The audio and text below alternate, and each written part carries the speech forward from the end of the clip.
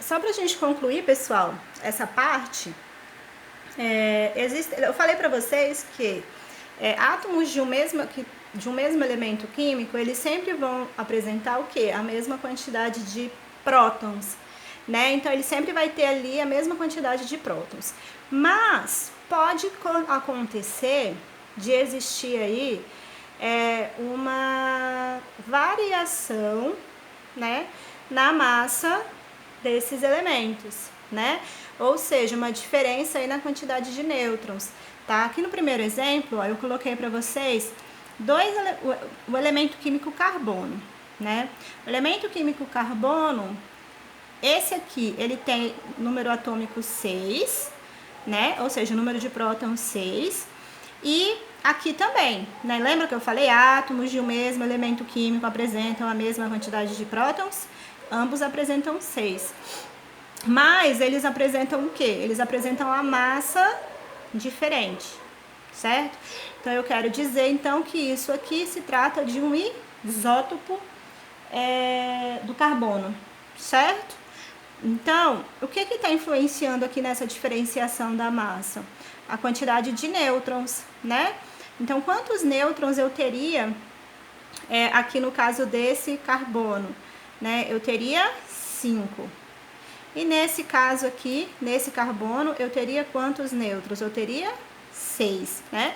Lembra que você só subtrai 11 menos 6, 12 menos 6. Então, quando isso acontece, eu falo que nós temos aí um elemento químico isótopo, certo?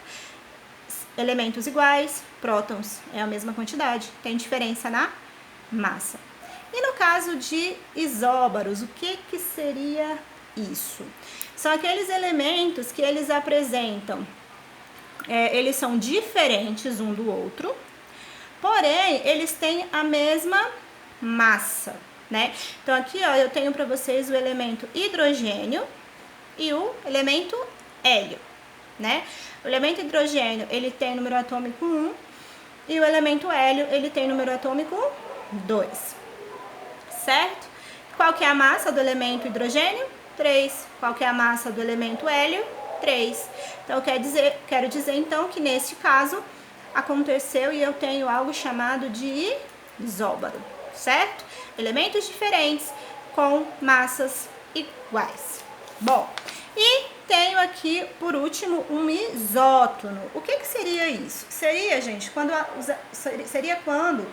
o elemento químico, ele é diferente, mas ele tem o mesmo número de nêutrons. Por exemplo, ó, eu tenho aqui dois elementos, o boro e o carbono, que eles são dois elementos diferentes, tá certo? Ó, eles apresentam número atômico diferente, um tem o número atômico 5, o outro tem o número atômico 6. Eles apresentam a massa diferente, um tem massa 11, o outro tem massa 12. Mas eles vão apresentar lá no final a mesma quantidade de nêutrons. Quando eu subtraio aqui a massa pelo próton para descobrir qual é a quantidade de nêutrons que ele tem, o boro, ele tem 6, né? Ele tem 6 nêutrons. Quando eu subtrair aqui a massa pelo próton do carbono, ele também ficou com 6 nêutrons. Isso quer dizer que ele é um isótono, né? O boro é um isótono do carbono. É basicamente isso, tá? Agora vamos para as atividades. Espero que vocês consigam compreender um pouquinho sobre o assunto de hoje. Qualquer dúvida, estou à disposição de vocês, tá bom? Um grande beijo, pessoal. Fiquem com Deus, uma boa semana e se cuidem.